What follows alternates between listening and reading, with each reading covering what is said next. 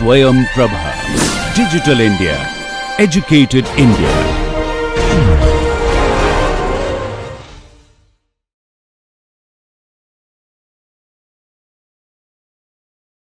Good morning. Welcome to the fluid mechanics class today. Today we will be talking about groundwater hydraulics. This is the last module of this course, and we have already seen various concepts of fluid mechanics, and we will see some applications of that in groundwater hydraulics. All right. So what are the various applications of groundwater hydraulics? The moment we talk about groundwater, it is basically the water below the ground or below the surface. So we have basically two classifications. One is surface water, one is subsurface water or groundwater. So what we are going to talk about today is groundwater. So far we have been mostly talking about the open surface flow or flow that is not within the groundwater. So there is a basic difference between the surface water and subsurface water flow. When we talk about subsurface water flows, the water is flowing through some medium. So these are either sand or soil. It could be anything or rock. So we are talking about the flow through that, and through that means through the pores of those mediums. So in general, this is also called flow through porous medium. All right. And most of the times, this generic usage of the flow through porous medium terminology is used because it is not necessarily always water is going to flow. There are situations when oil is also going to flow, when there will be air inside. So in general, it is flow through porous media, but what we are focusing today is mostly on groundwater hydraulics. Okay, and we will be talking mostly on the simple and the straightforward applications and understanding. There are a lot more complex theories, lot more complex processes which we will not be actually discussing. We will talk only the simplest ones. So let us look at typical application of the groundwater uh, hydraulics or flow through porous medium concepts where they are applied. First one, if you look at this figure, you see what is this?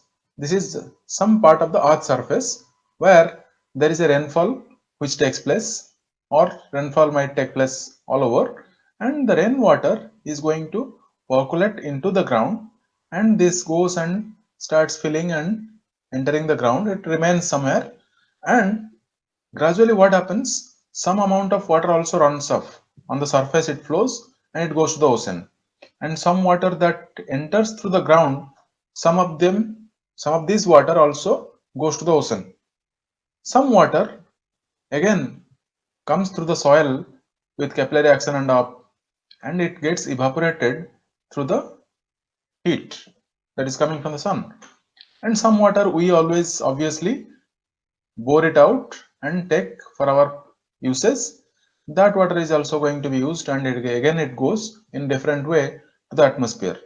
So basically this water through the rainfall comes as surface runoff or groundwater flows, and again through evaporation, transpiration, all that, it goes to the atmosphere and or the ocean. So from ocean again it goes to the atmosphere.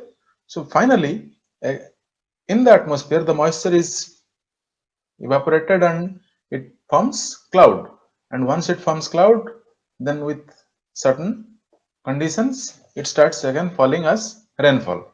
So it's this water cycle. All right, so this water cycle anyway you will be studying as you go to the water resource engineering subjects, but what we are focusing to understand how basically the flow that takes place through the ground is going to happen. In addition to this is water cycle what we discussed. There are a lot of oil reserves in the world. What we are showing here in this figure is basically the basins where possible oil reserves are there. So when we talk about oil reserves, or most generally we talk about oil and gas reserve, because oil never gets stored alone. It always mixes with gas. So there is a combination of oil and gas which is stored, and we try to extract that from the bottom of the ground. Now, when we talk about oil or gas, their behavior is slightly different compared to the water. So the flow is possibly going to be different, but more or less, the flow through porous medium concept is not going to change much. It is still going to remain same. There will be some complex processes because oil and water, air both are mixed together and they will be flowing.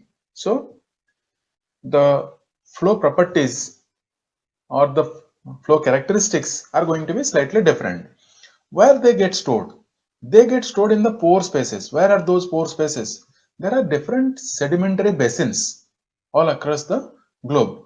And in India, these are highlighted at different locations, different types of sedimentary basins are there. What is this sedimentary basin? This may be a new terminology for you. So basically, if you see, gradually the sediment deposition happens, and we see that okay, today the level of the land is this much. Tomorrow, with sediment deposition, that has gone up. Now, this sediment deposition is going to happen from different sources. You could have sand, you could have clay, different type of soil is going to be deposited, and as it gets deposited over a period of time, that time is thousands or millions of years, not 1 or 2 years. So over a period of long time, they get compressed or they come under tremendous pressure as well as temperature. So under these processes, they get settled as well as they form some kind of layer with different characteristics. The kind of soil gets deposited, it depends on that. Okay, so there could be very hard stratum, there could be soft stratum.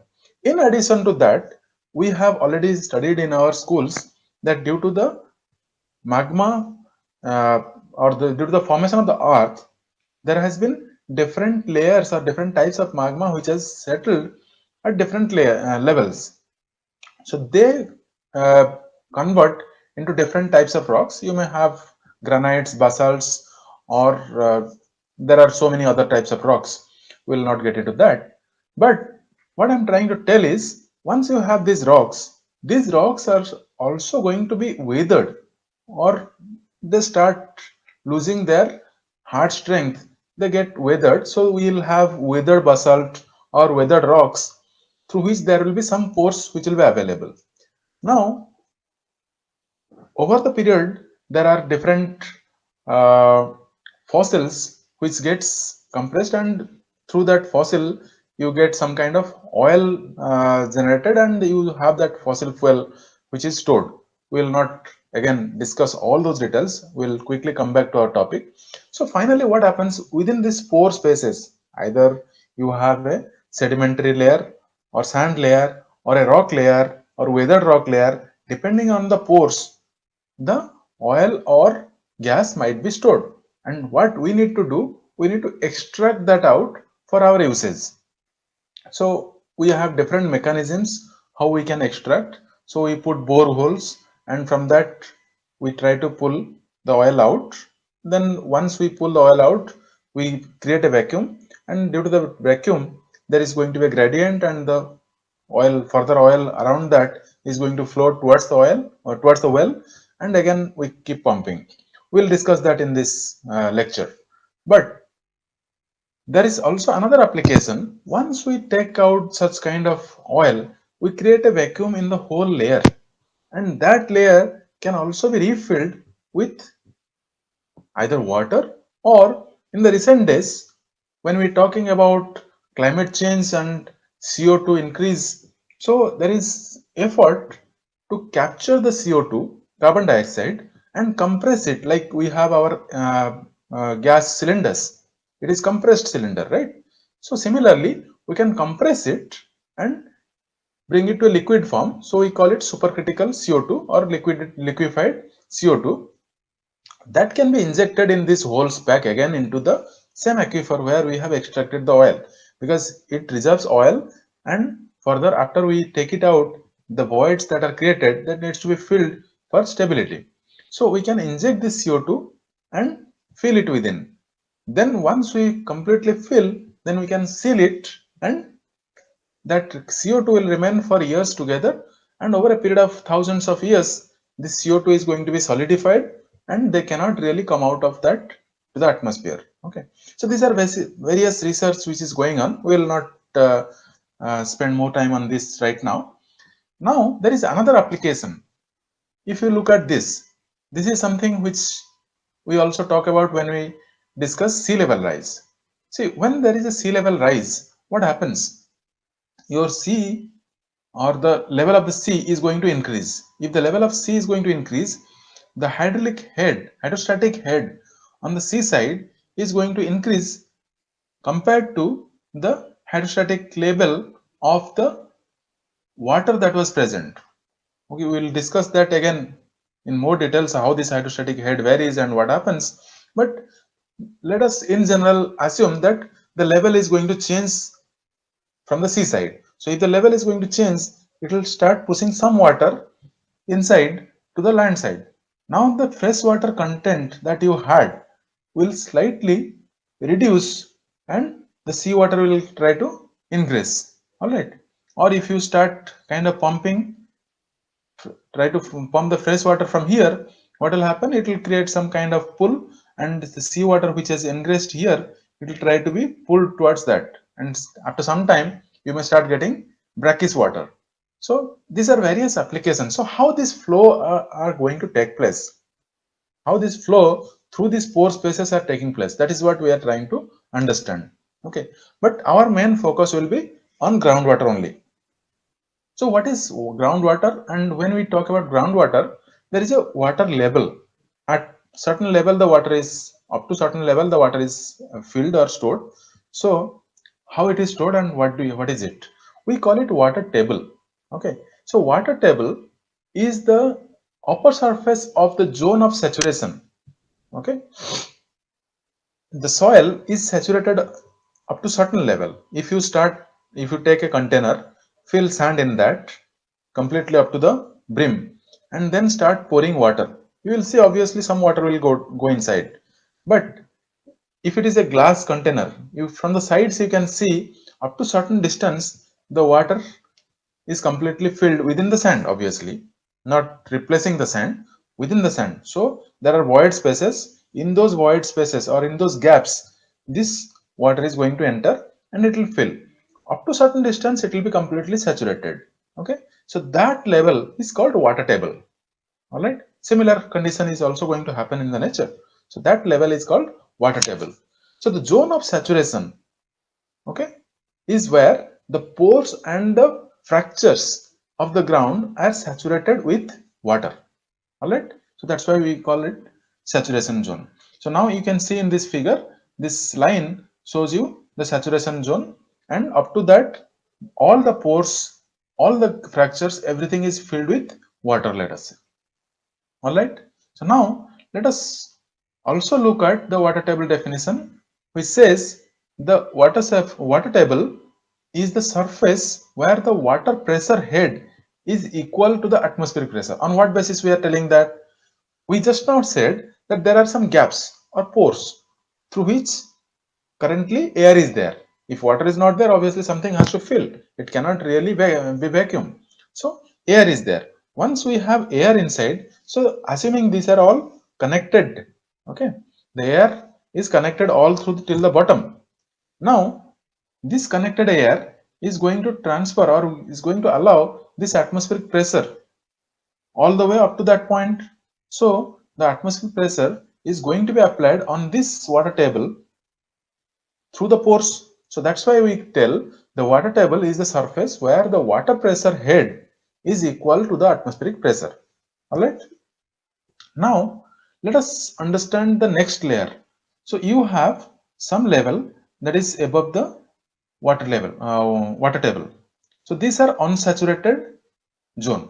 So unsaturated is not fully saturated. Okay, saturated means it's completely saturated. Unsaturated means it is not fully saturated. So there could be partial saturation, or there could be some water content. How it comes? There is a capillary action. So through capillary, the water can rise up to certain distance. Now you may tell that the water is going from the top, so obviously it will be wet. No, forget it. Water, once it has gone from the top, it has settled, and now we have the water table. After that, what will happen? There is no water going from the top, so there is nothing. It can be dry also, but certain distance it will drag the, or it will bring the water through capillary action. Okay, because the pores are very small, there will be a huge capillary rise depending on the grain size. Okay, so there will be a capillary rise up to certain distance, and we call the level up to which the capillary rise occurs as a capillary fringe.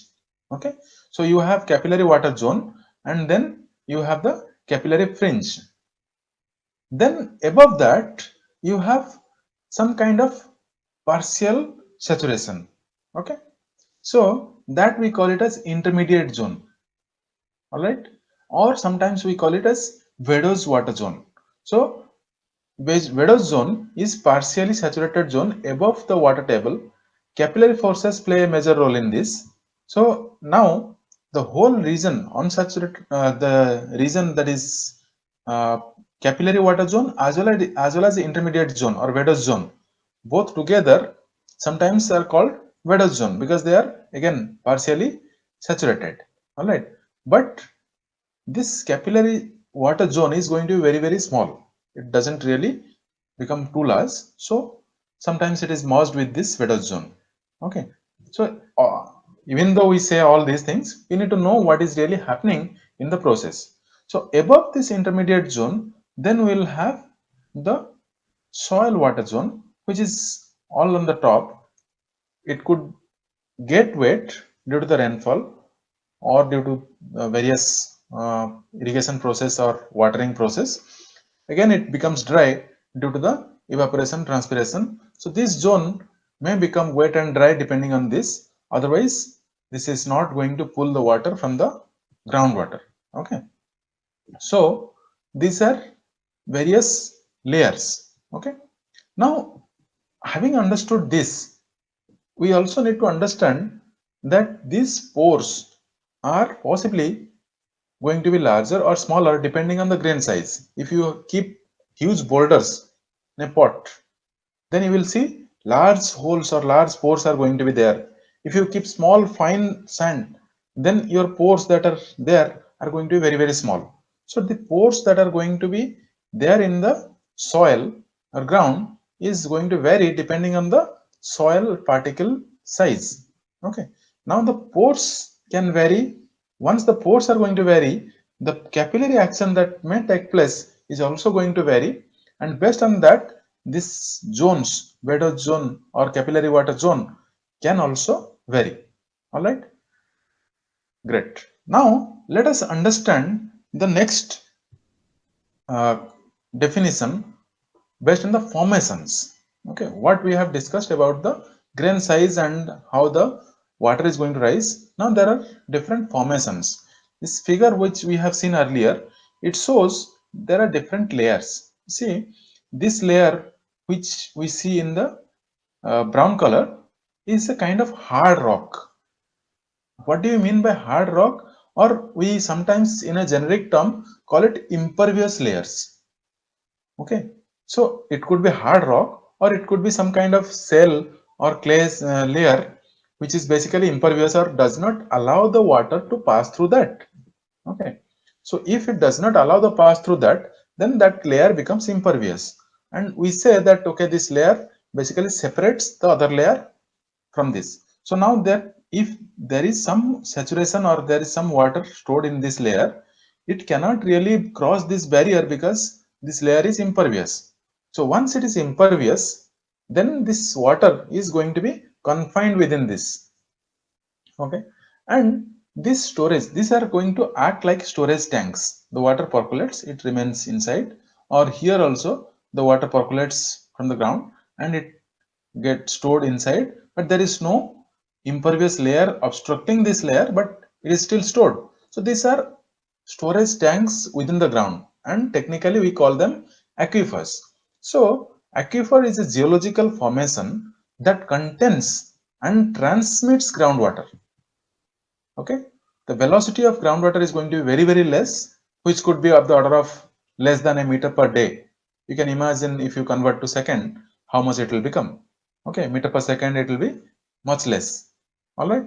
So now this flow, which is going to be very less small, it's because it is passing through this porous media. It cannot have a complete free flow. It has to pass through these pores. There is a lot of resistance and it goes very, very slow. And when it goes very slow, we have already seen that with lower velocity, what will happen to the Reynolds number? Reynolds number is going to be much smaller. So it could be less than 1. Once the Reynolds number is very close to 1, okay, it is going to behave like a creeping flow or creeping motion. So most of the times the groundwater hydraulics can be related to the creeping motion. All right. So I'm trying to correlate the concepts that we have studied all through and how these are applied for various applications. Okay. So now we have talked about aquifer where the water is stored. Okay. There is aquiclude is an impermeable geological formation which could be made up of clay, shale or rock formation, whatever it is. It is impermeable. So we call that layer as aquiclude. So now these blue patches are your aquifers and these brown patches are your aquicludes. Okay. So these are the two different things. Now in the aquifer where the water is stored, that also is being classified depending on where it is stored. If it is stored within two impermeable layers or two aquicludes and it is confined within that, then we call it confined aquifer. So confined aquifer is an aquifer confined by two aquicludes. Okay.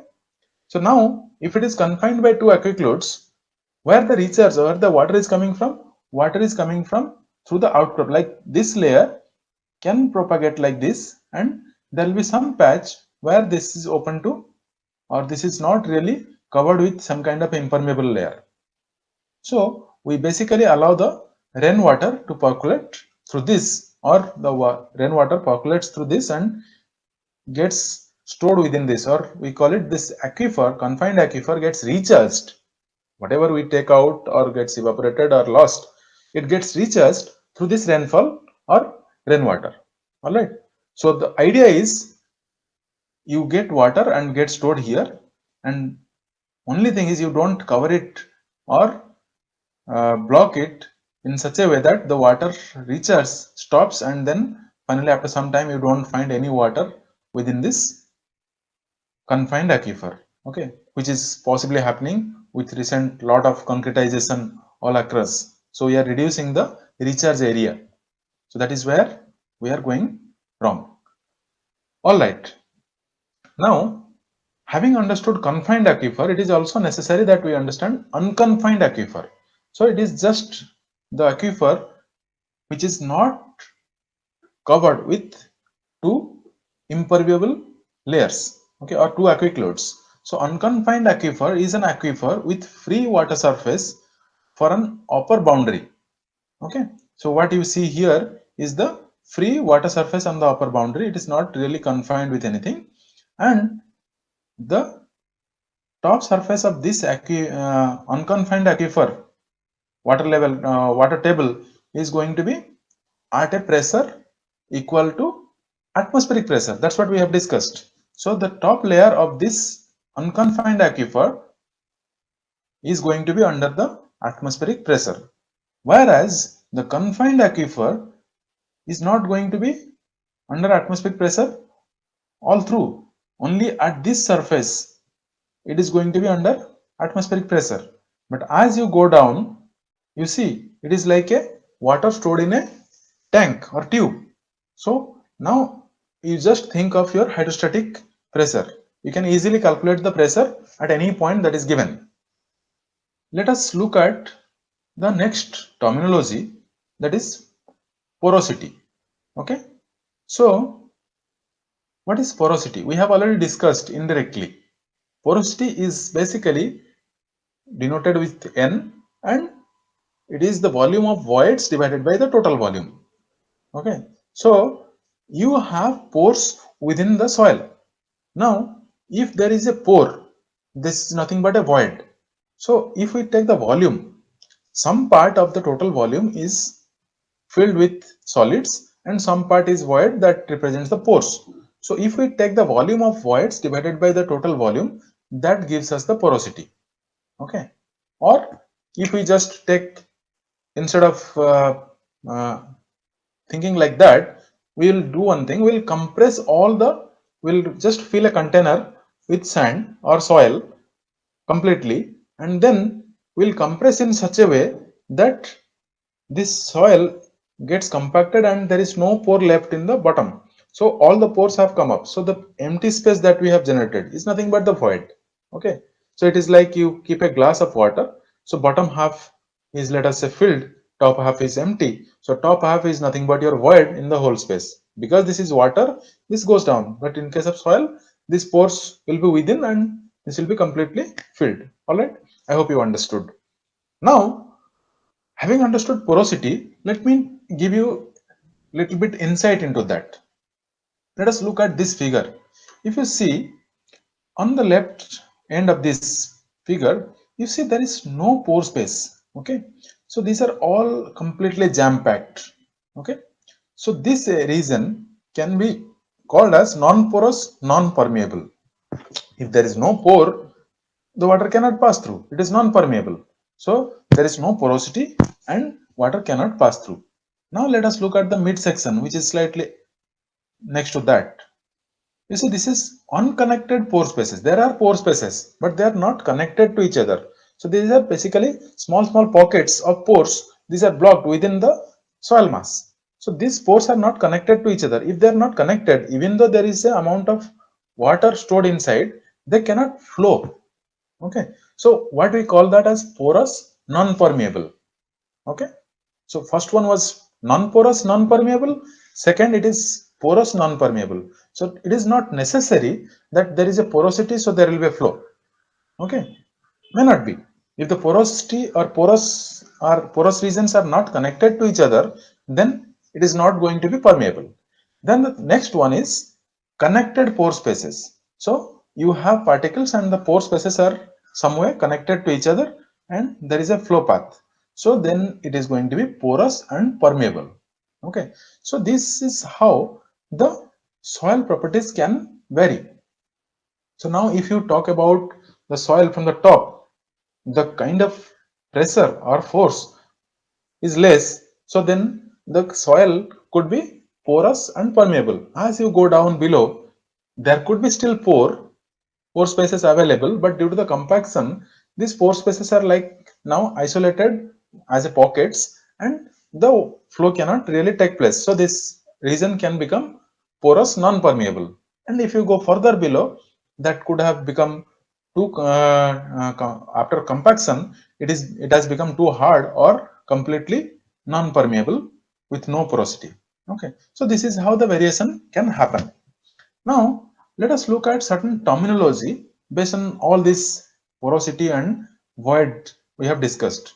It is necessary you will come across this terminology in geotechnical engineering at a later stage, but when we are studying the groundwater hydraulics, it is necessary you have this terminology registered in your mind.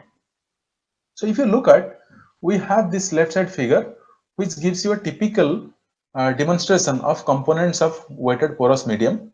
Okay, so you have the total volume which is shown here starting from the bottom till the top. Okay, so this total volume is actually taken from the soil mass that is considered here. Okay, so now in that total volume, what happens? You have some amount of solid, so that is shown here first. Okay, and then you have some amount of water inside and you have some amount of air also within that. So if we divide that volume, the volume of solid is Vs, volume of water is Vw, volume of air is Va. Okay, and total altogether they give you the total volume, and the volume of water as well as volume of air together gives you the volume of, or the void volume or volume of void. Okay, so it is Vv. All right, so now if what air is there and water is there, this is going to be stored in the void spaces. So that is the total volume of void that we have. Similarly, we can also take the weight. So weight of solid, weight of water, and weight of air is negligible. So we say that total weight is weight of water. Okay. So the total weight W is a combination of weight of solid plus weight of water. So now taking this terminology and having understood this, we can define various parameters. What are they? First one is porosity. Porosity is denoted, as I have already told you, denoted by N. Okay. And this N is nothing but your volume of void divided by total volume. We have already seen that. Similarly, we have a void ratio which is denoted as E, and that is volume of void divided by volume of solid. Okay, so first one was volume of void by total volume. Now void ratio is volume of void divided by volume of solid. Okay, if you just observe, this void ratio is going to be greater than the porosity. Okay, so then we have volumetric water content, that sometimes denoted as theta. So it is volume of water or the liquid divided with the total volume. Similarly, there is something noted as moisture content, which is going to be denoted as weight of water divided by weight of solid. There is degree of saturation, it is the volume of water divided by volume of void. Okay, so total volume whatever we had, total void volume whatever we had, out of that, if the water is completely filled, then the degree of saturation is 100%. If it is partially filled, then we can find it out as volume of water divided by volume of void. There is a relationship between N and theta, that is porosity and volume of water content. So that also is given here, VW by VV, and if you just put it in this term, that is going to be your theta by N is nothing but your S. All right, saturation, degree of saturation. So you can either find out degree of saturation like this, or if you have found out theta as well as N, from there also you can find out degree of saturation. All right, so now there is a weighted density. What is weighted density? The density rho W is called as weighted density. It's not rho of water here. Okay, it is W divided by V. It is the weight. W is the total weight divided by the total volume. Okay, so that is your weighted density. And there is something also called dry density. So that is rho D, which is Ws divided by V. Weight of solids divided by the total volume, that is your dry density. So all this you will be able to study more in geotechnical engineering. There are laboratory experiments, how you can carry out, collect a sample, put it in the oven, keep it for certain period of time, dry it completely, and before drying you should find out the weights, after drying you find out the weights, then find out all these parameters. Okay, so which you will be studying, but we will not get into that. We'll straight away go to our topic again and discuss that. So now I will come to the definition of certain terminology which basically is applied or relevant to the groundwater extraction that we are going to have. Let us say you have a bore well and you are extracting the groundwater through the bore well. So how we define various terminology in context to that? First, we have some terminology called specific yield. Specific yield is fractional volume of water that will drain freely by gravity from unit volume of formation. So now, if you just hold, let us say you have a completely porous bottom and or some kind of filter layer and put some soil mass with some water that is there in that. And now you allow the water to flow. So due to gravity, there will be some water flowing. So similarly, in nature also, when you have a well, you take out the water from there. So you create a void space. So from the side, through the gravity, there will be some water flowing. So that naturally flowing water is nothing but your specific yield. Okay. Now there is something called safe yield. Safe yield is the amount of groundwater that can be withdrawn without impairing the aquifer as a water source.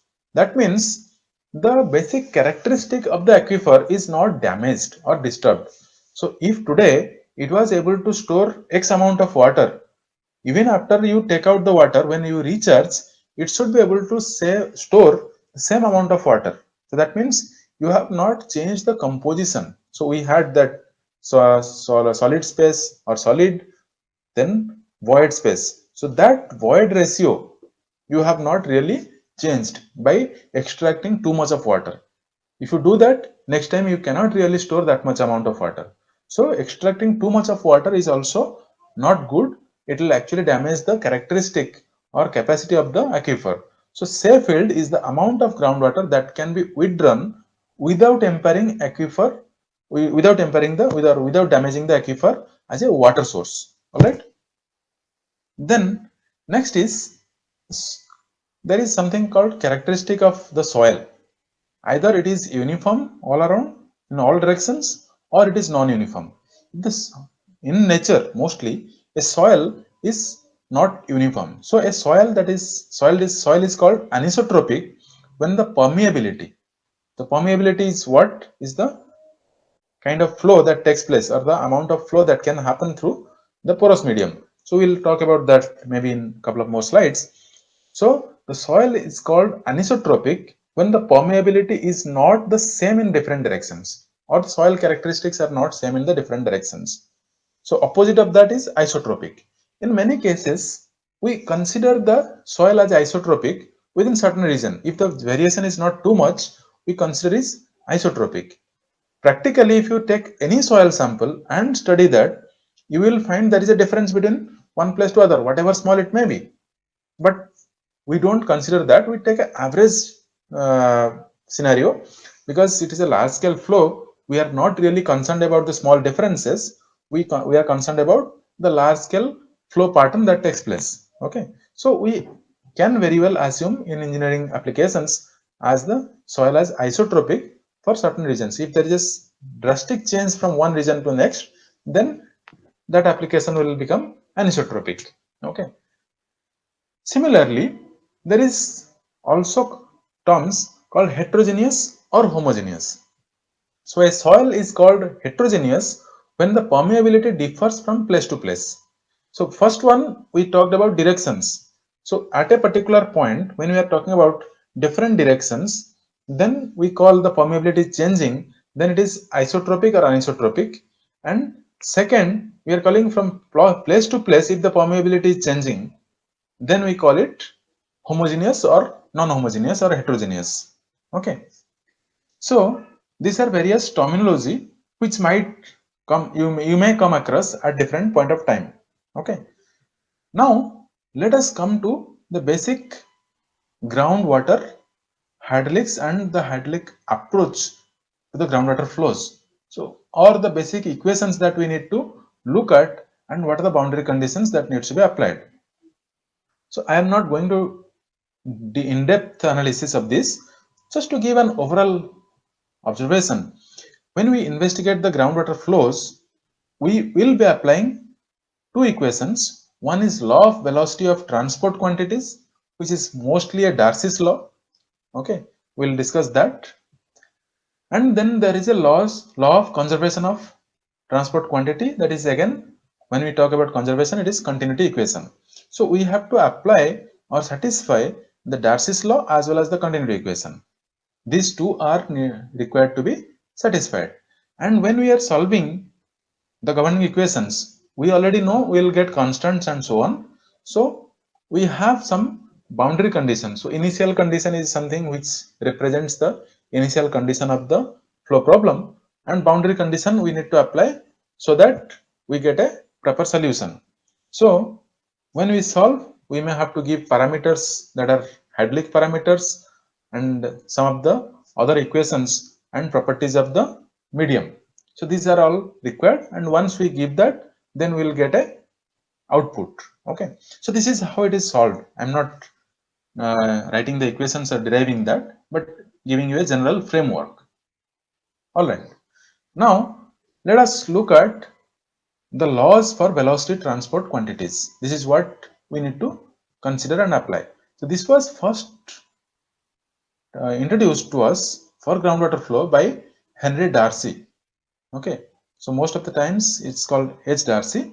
So Henry Darcy introduced this in 1856 by conducting experiments and by taking a cylindrical container through which sand was or soil was filled, and then some arrangements were there where the flow was driven, and finally whatever was obtained, we'll talk about that. We'll not go to the details of that you can always find out in any textbooks. So what Darcy said is the velocity Vx, okay, the velocity, that is the average velocity over the pores and the solid region. So over the whole surface, whatever is the average velocity, that is Vx, is defined as q divided by a. It is obvious.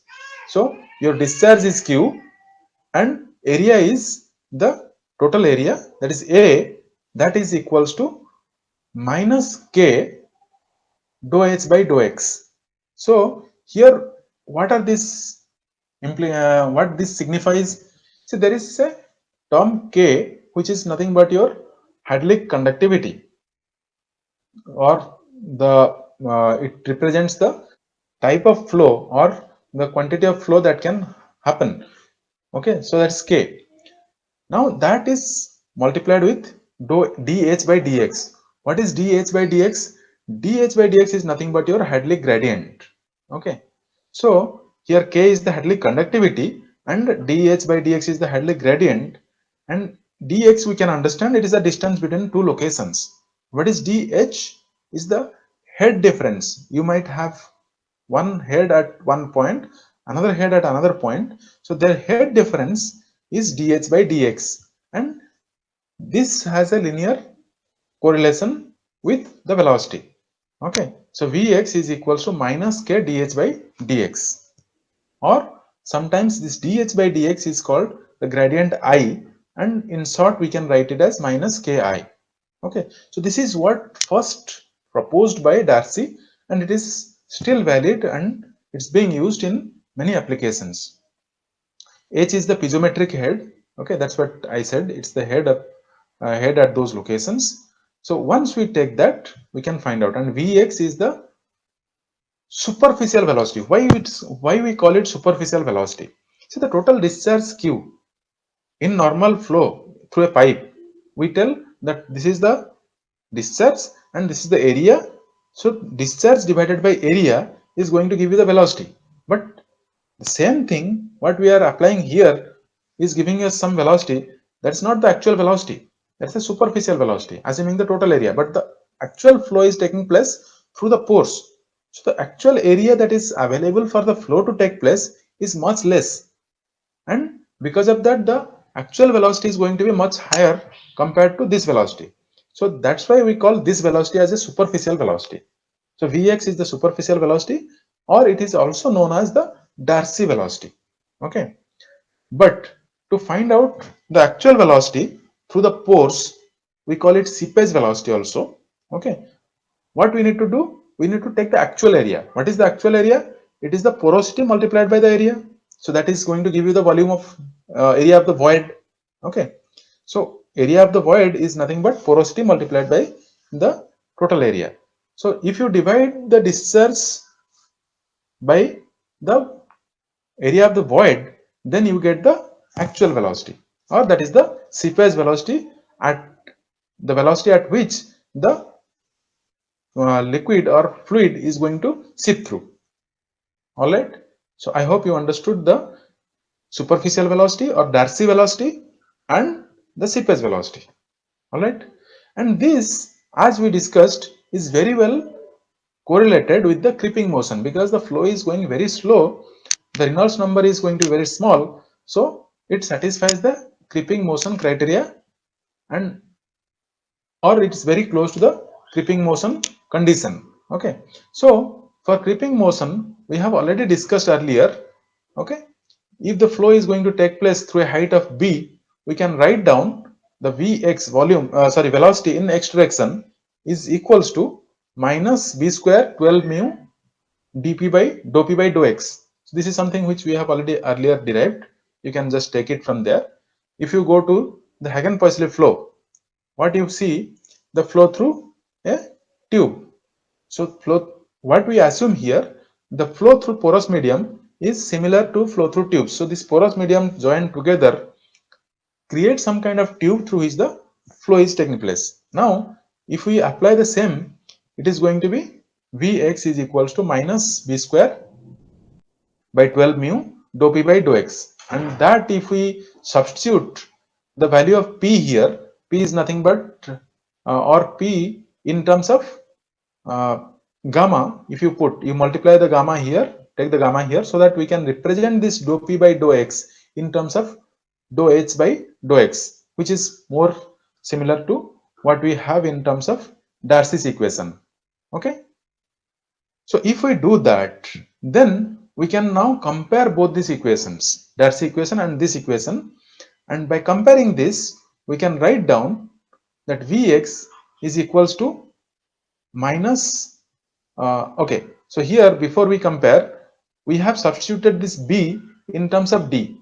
So that is again another assumption that the the stream tube or the porous medium tube that is going to be formed within the soil, we have taken it as B. Okay, diameter or the thickness as B is proportional to the particle size diameter. Okay, so based on this analogy, we can replace the B in terms of D. So we could write down Vx equals to minus d square by 12 mu rho g d dou h by dou x.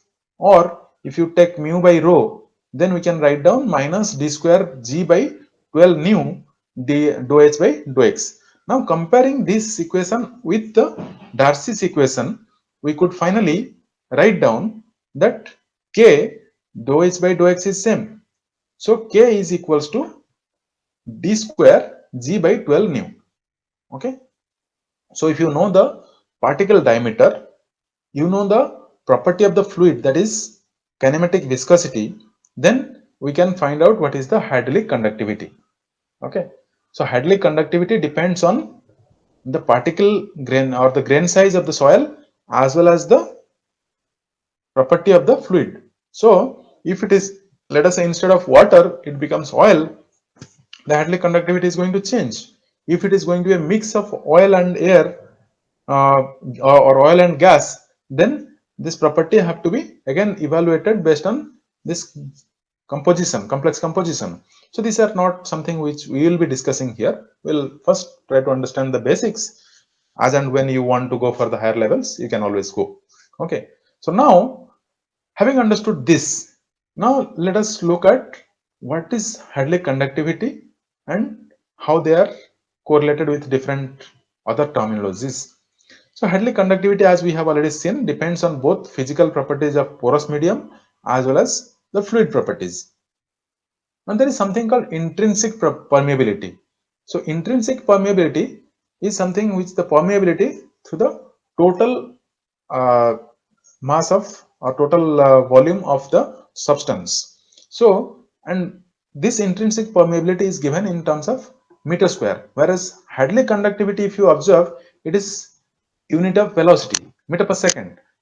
Okay, what you, I will just quickly take you back here. If you like, let us say, look at this. This is nothing but your ki, right? Vx is equals to ki. I is dh by dx. Now the dh by dou x is, if you look at the units, it is in meters. This is also in meters. So they cancel out, and this is non-dimensional. So no unit is there.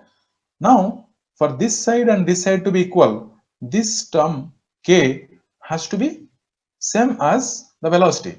So the velocity is meter per second. So this is also going to be meter per second. Okay. So the Hadley conductivity has a unit of meter per second. Now intrinsic permeability has a unit, that is meter square, and it depends upon the physical properties of the porous medium only.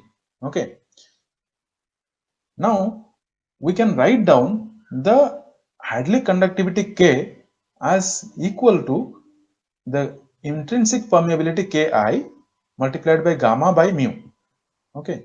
Or in the reverse, we can put it Ki is equals to K multiplied by mu by gamma. So K is something which we have already found it out, and if we just multiply mu by gamma, we'll get the intrinsic permeability. So here, when we just divide with mu, so basically we are taking out the correct, you see here we had mu and rho, we are again multiplying these things. So we are taking out that fluid characteristic. So it only depends on the porous medium. All right.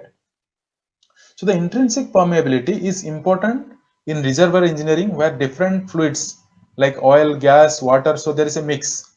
Okay.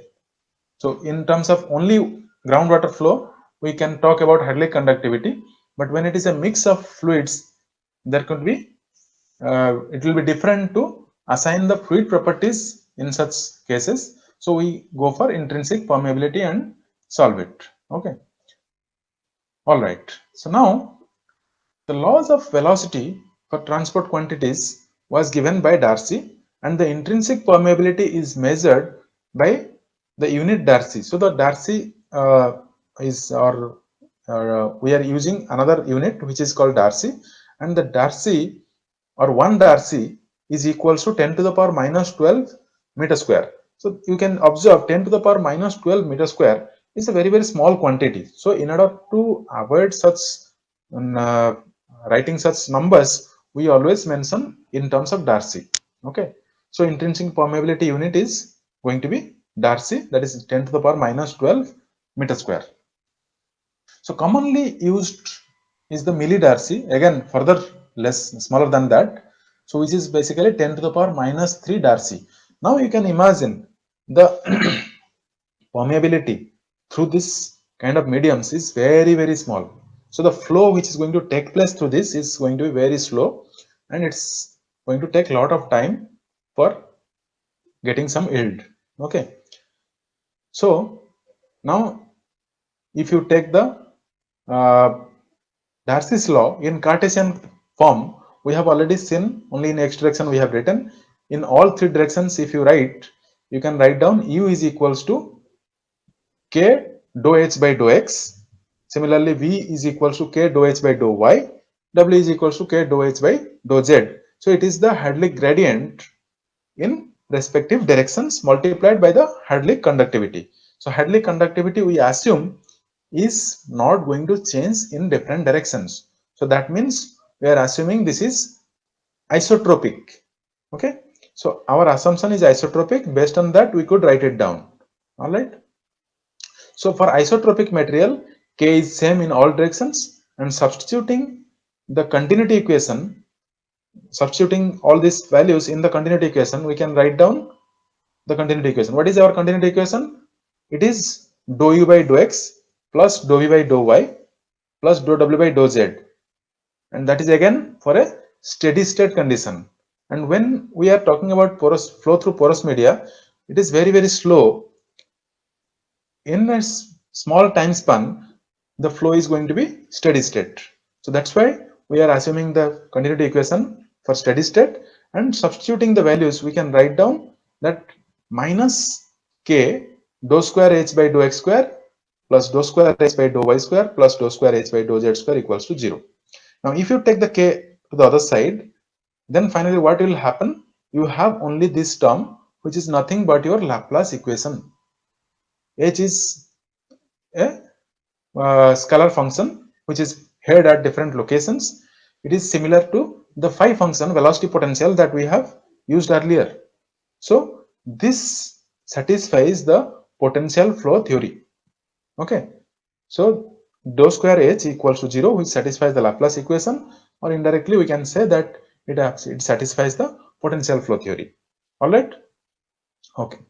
Now finally what we saw, h is the head, behaves like a potential function, and Darcy's law is valid for a certain regime. Okay. So based on the experiments and tests, it has been already seen that Darcy's law is valid for Reynolds number less than 10, Vd by nu. Okay. V is the velocity of the flow, or the flow through the porous medium.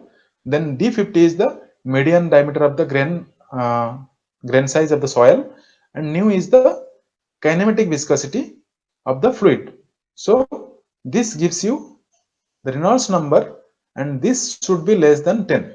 So Darcy's law is valid for Reynolds number less than 10. Okay. Thus the flow is called Darcy flow. All right. So this is the basics of groundwater hydraulics, and we will stop here. In next class, we will see some of the applications of this flows and derive some basic equations for different confined, unconfined aquifers, and if we extract some water through the bore wells, how we can write down the basic equations at different conditions. All right. So we'll stop here. Thank you so much and wish you a good day.